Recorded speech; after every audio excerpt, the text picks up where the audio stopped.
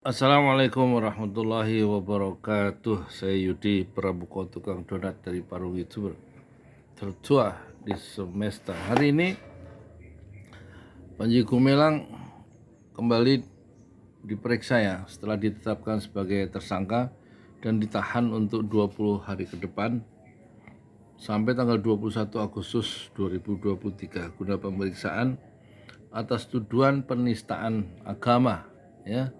Penistaan agama, dan ancaman hukumnya adalah 10 tahun penjara. Tentu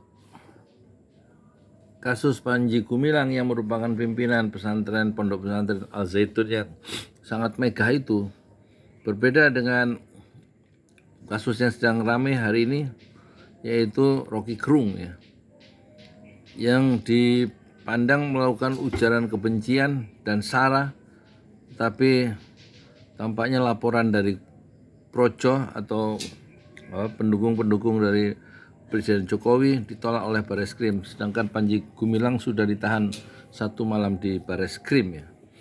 Ini Indonesia penuh ya dengan masalah-masalah yang sebenarnya jauh lebih besar ya dari kasus Rocky dan jauh lebih besar dari kasus Panji Gumilang ya. Kasus korupsi itu yang lebih besar. Kasus maling-maling itu teralihkan akhirnya ya.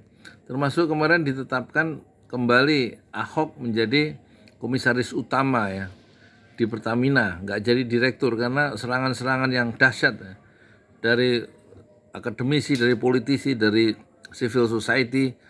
Kalau Ahok jadi direktur utama, karena dikhawatirkan Pertamina yang sumber uang itu menjadi ATM ya untuk pembiayaan pilpres ya. Sementara Panji Gumilang itu nggak ada nggak ada kaitannya dengan pilpres secara langsung, begitu juga Rocky Gerung. Tapi kalau ATM keuangan dari Pertamina itu, kalau sampai Ahok jadi direktur utama lebih mudah katanya begitu ya. Dua akan lebih mudah untuk mengeluarkan uang yang besar ya untuk pembiayaan pemenangan calon presiden tertentu ya, yang tentu bisa dengan mudah disokong oleh Ahok ya. Nah itu jauh lebih besar itu sebenarnya. Terus kasus-kasus yang besar lagi selain kasus Ahok itu kan diduga dia kasus pembelian lahan di Jakarta Barat, Cengkareng Barat atau Jakarta Taman BMW, kemudian kasus reklamasi Pantai Utara Jakarta, kemudian proses pembelian Transbis Jakarta, kemudian kasus pembelian sumber waras rumah sakit ya. Banyak kasusnya Ahok itu bisa teralihkan ya, dan sudah teralihkan sejak lama. Di samping itu ada kasus yang lebih besar juga ya, lembaga-lembaga atau perusahaan-perusahaan orang-orang penting itu hilang, tokoh-tokoh penting hilang dalam kasus BTS ya, BTS 4G Kominfo ya, Bakti Kominfo ya, 1, 2, 3, 4, 5 itu yang diduga John Plate sebagai Menteri Kominfo itu diduga merugikan negara 8,03 triliun ya, dari proyek yang 10 triliun. Tapi anehnya waktu di sidang itu dalam dakwaan itu Plate itu hanya menerima 17 miliar. Nah terus yang 8 triliun itu kemana? Kata majalah Tempo, kasus BTS atau Base Transceiver Station itu mengalir atau memancar sampai jauh ya, orang-orang penting yang semuanya akhirnya hilang satu demi satu. Orang-orang penting itu pemilik perusahaan dan orang-orang partai itu yang kemungkinan menerima aliran dana triliunan itu hilang. Yang dikorbankan tentu bukan komisaris, direktur utama atau orang-orang yang tidak terlalu signifikan dalam perusahaan itu, yang pemiliknya perusahaan yang sudah menerima itu tidak tersentuh ya.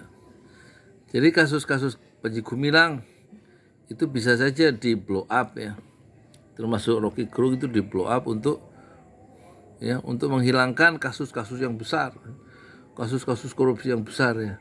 Yang terakhir hilang begitu ya, kasus gratifikasi kepala Basarnas ya, yaitu Bapak siapa Marsda Henry Alfiandi yang menerima 88,3 miliar ya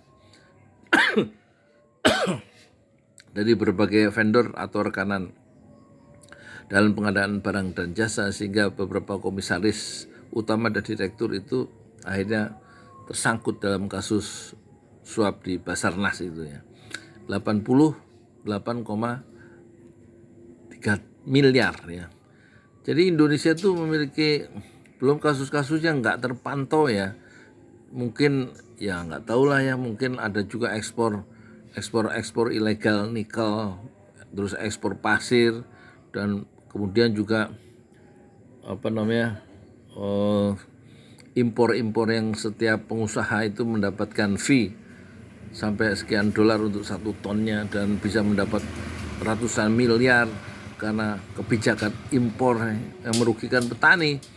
Itu semua harus dicermati oleh para pengamat, para civil society, bahwa persoalan-persoalan bangsa kita memang besar, tapi jangan terkecoh ya oleh persoalan-persoalan yang jauh lebih besar, yang spektrumnya lebih besar dan mendalam ya, serta melibatkan banyak orang-orang penting di negeri ini, tapi mereka ya maling-maling berdasi itu tidak tersentuh dan hanya mengorbankan pegawai-pegawainya di tingkat bawah ya. Moga-moga kita bisa mencermati dan melakukan satu amar ma'ruf nahi mungkar ya. Bagaimana menegakkan adilan, menghalau kemungkaran, dan menegakkan kebenaran, menegakkan kejujuran, menegakkan keadilan di negeri yang kita miliki bersama-sama. Jangan kita seperti Agus Salim mengatakan 100 tahun yang lalu, pahlawan nasional kita yaitu Haji Agus Salim berkata, di negeri sendiri jangan kita yang menumpang ya. Di negeri sendiri jangan kita yang menumpang. Jangan kita menjadi kuli di negeri sendiri. Kita adalah khalifah, kita adalah pemimpin. Kita yang berhak ya untuk mengatur, bukan orang lain, bukan orang asing, bukan orang-orang para pengkhianat dan maling-maling itu, bahwa kita lah yang berhak ya mengelola kekayaan negeri ini.